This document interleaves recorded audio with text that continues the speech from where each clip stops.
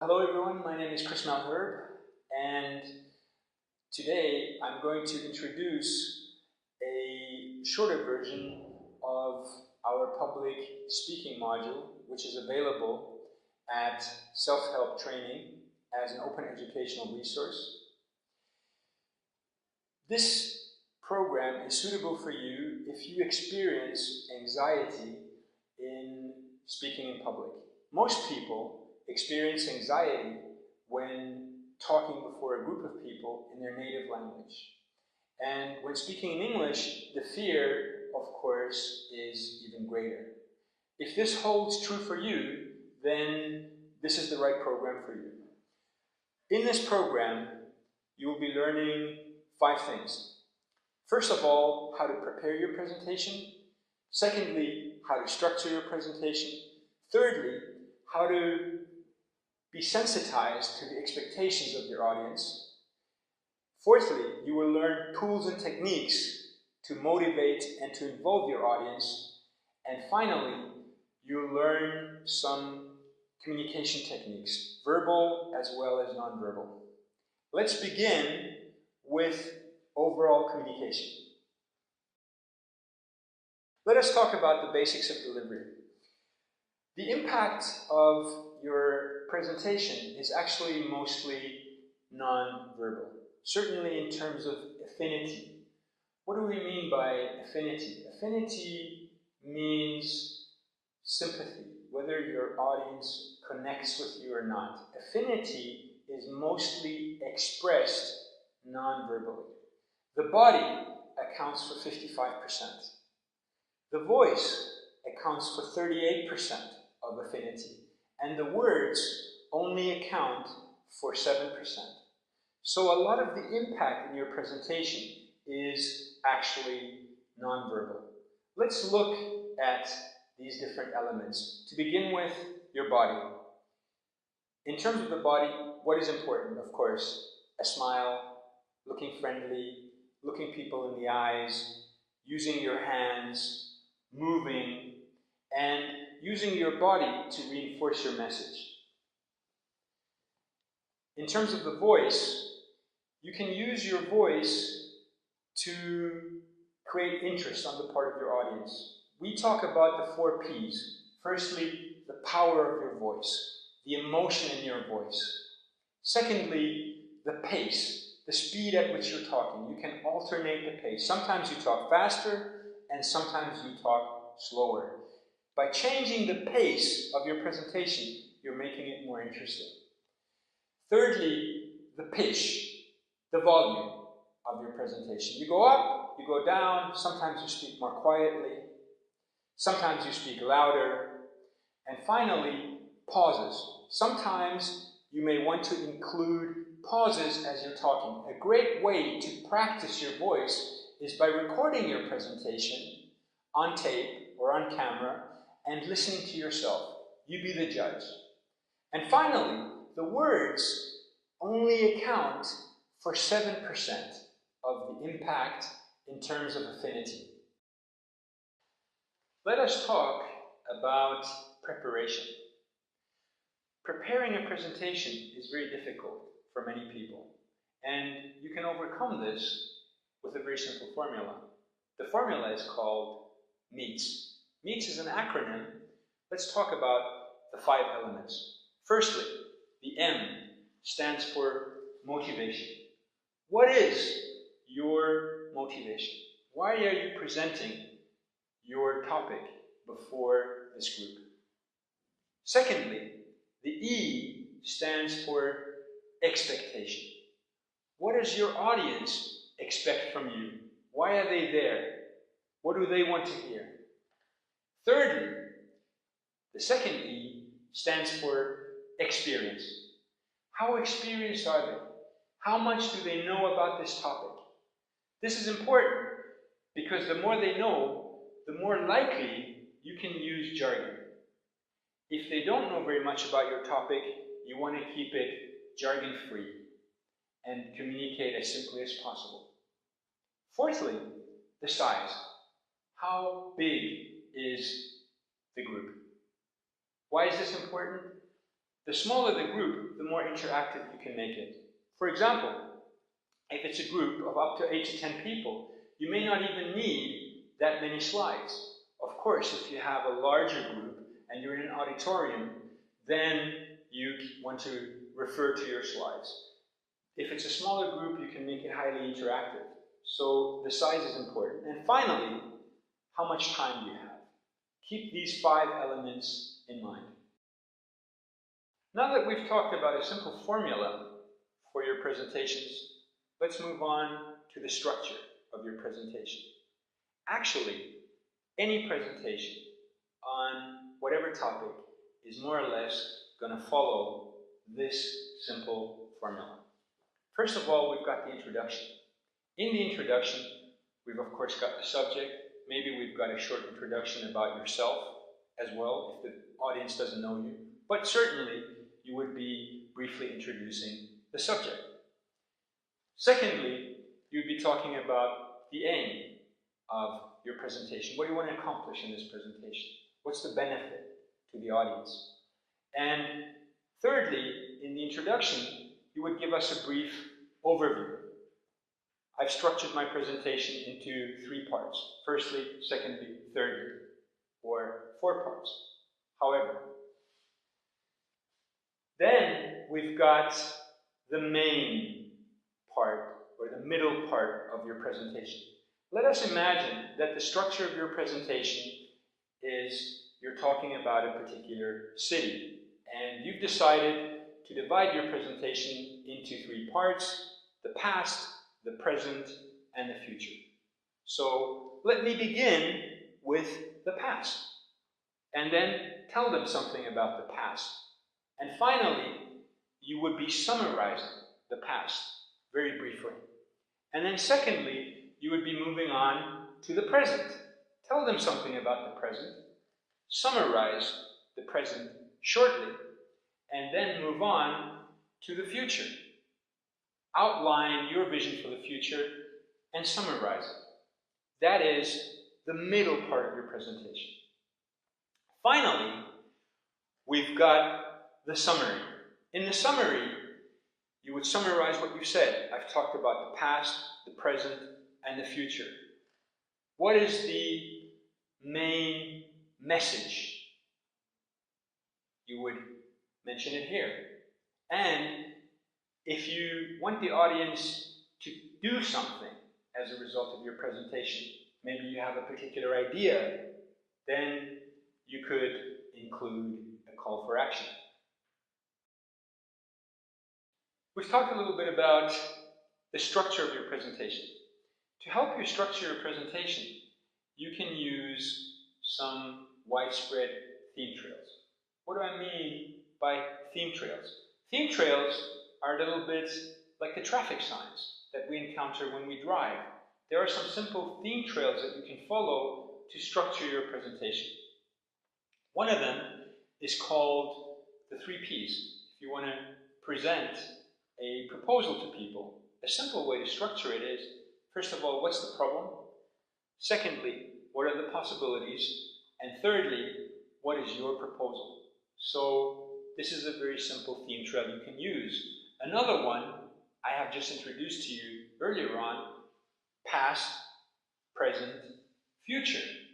Or I could talk about you, us, and together. If you're working in sales, you could talk about your needs, our services, and your benefits. Also, a very common formula or theme trail is called SWOT. SWOT stands for SWOT. S for strengths, W for weaknesses, O for opportunities, and T for threats. We can use the SWOT formula to analyze an organization or a particular situation. Finally, you may also want to use a formula called PEST. PEST stands for political, economic, social, and technological. If you're looking to describe the impact of something, you might want to consider these 4 factors. Perhaps, however, there is another theme trail that is better suited to your business or to your topic. Can you think of one? Let's talk a little bit about the role of slides. Begin with the structure of your presentation and then add the slides. Don't do it the other way around. If you do it the other way around, look at the structure and go through the slides once again. Don't show too many slides. There's a formula that says no more than one every 3 minutes. It depends, of course, on the complexity of the topics, but often there are many useless slides, such as welcome, or my name is, or something along those lines. You should use slides to show things that are complex and that are best visualized and not explained in words. Your slides should reinforce your verbal message, they should stimulate interest, and they should focus the attention of your audience. But don't forget, you are the greatest visual aid, not your slides. So how do you stimulate the interest of your audience? We've talked about the importance of body language and your voice. You are the message. By adding variation in your voice and by using your body language to reinforce your message, you're spicing up your presentation. So let's come to some verbal techniques that you can use to attract the interest of your audience. We could call these rhetorical devices. We'll go through 10 powerful rhetorical devices. First of all, the opening statement. The opening statement could be a real-life problem, an amazing fact, or an anecdote. Let me give you an example from my experience of an amazing fact. Many, many moons ago, when I went to university, we had a lecture on the United Nations. And our professor started by talking about all of the things that the United Nations does. And then he said, and how does the United Nations accomplish all of this on a budget that is smaller than the fire department of Tokyo? This is a fact I've never forgotten. Maybe you have an interesting fact that you can incorporate in your presentation. There are many examples out there. For example, a ship or a rocket could have accidentally exploded because of a small, minor mistake, a minor flaw. It could have been a screw. There have been plane accidents that were caused by a single loose screw. Somebody wanted to save $1 or $2, and as a result of that, more than 100 lives were lost. Secondly, rhetorical questions. Rhetorical questions are questions that you ask your audience. And these questions get people to think. Don't make it a leading question where you give them the answer, but ask them a good question. One example from politics is back in 1917, when Russia was in upheaval. Lenin, as he organized his revolution, went about asking people, we're in a bad state, what is to be done? Of course, he had a particular answer that he gave, but he got people thinking. What is to be done? We've got this problem. Think of a good rhetorical question that you could incorporate in your presentation. Thirdly, the power of 3. 3 is a powerful number. Why? Because it's very easy to remember. This is a proven fact. Let me give you an example. If we look at revolutions throughout the world, we find that all revolutions in the world, certainly all that I've studied, were conducted under the banner of three. French Revolution of 1789. Liberté, égalité, fraternité. Liberty, equality, and fraternity. German Revolution of 1848. Einigkeit, Recht, Freiheit. Unity, law, freedom. Russian Revolution of 1917. Land, peace, bread. Vodka would have been nice, but it makes it too complicated. Land, peace, bread, vodka. Too complicated. And if we look at liberation movements throughout the world, you will see, whether it was in Vietnam, in China, or throughout Africa, these revolutions were also conducted under the banner of three. And, by the way, the American Revolution, power of the people, power by the people, power for the people, which already takes us to our next rhetorical device. The next rhetorical device is machine gunning. Previously, I had talked about the power of three. Three is a number that is easy for people to remember. If you have three things, people will probably retain it. If you have more than three things, people might forget. Maybe you've got 6 or 7 points to present.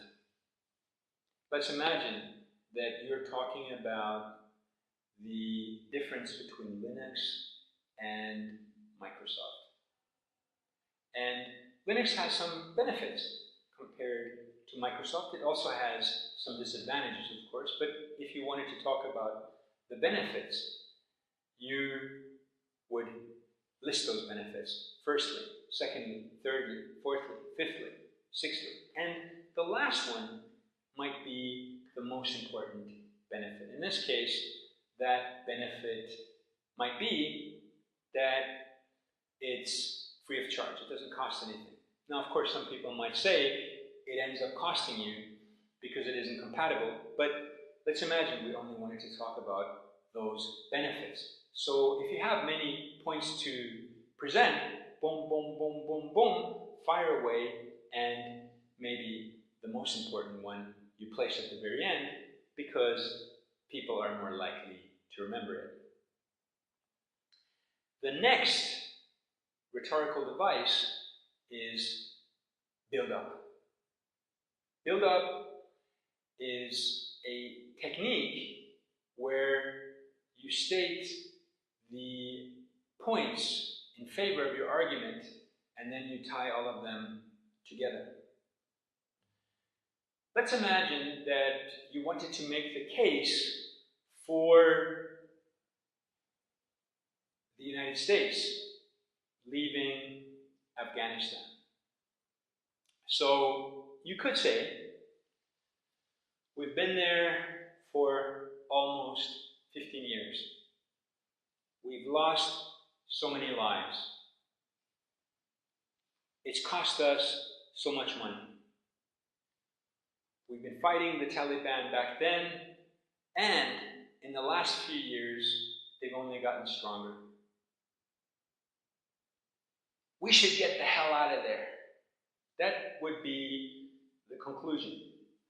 It's all building up to that one conclusion. Now, the opposite would be knocked down. Maybe you're in favor of the intervention in Afghanistan. And as a way of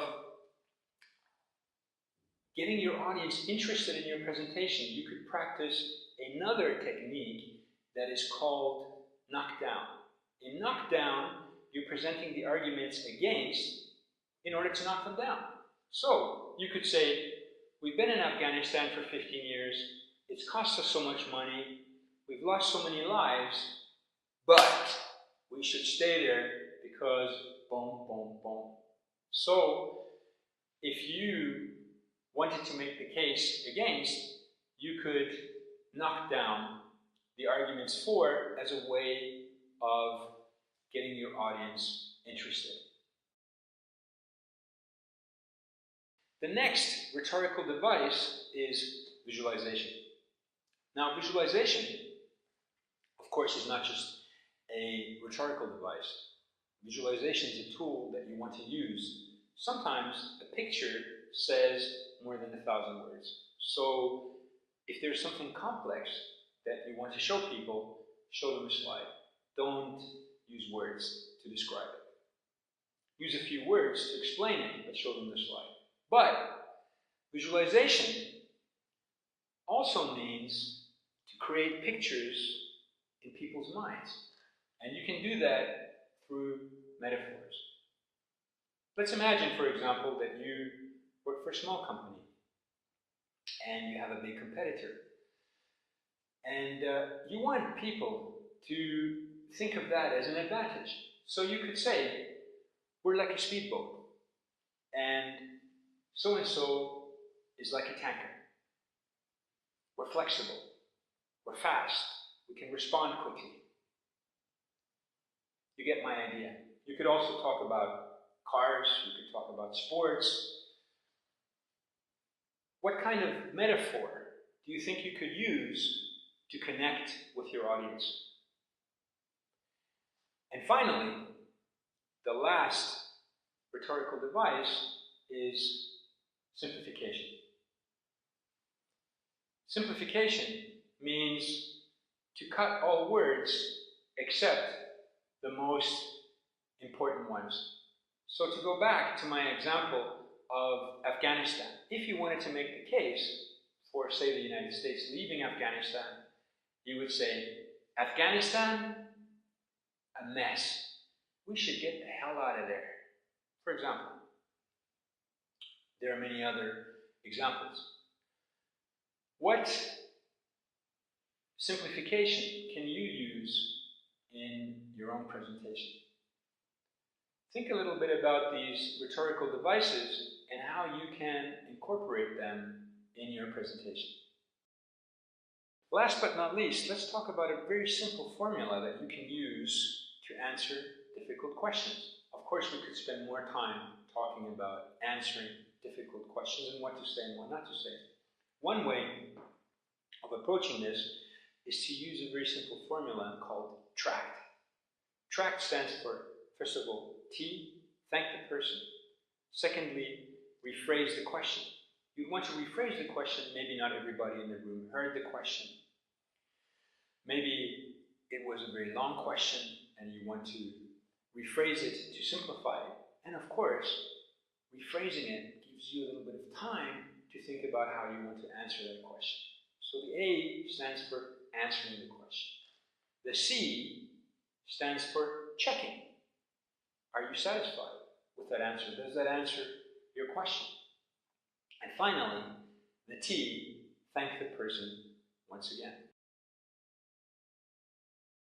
This was a short overview of the content in our self-help module on public speaking, which you can find at www.self-help.training.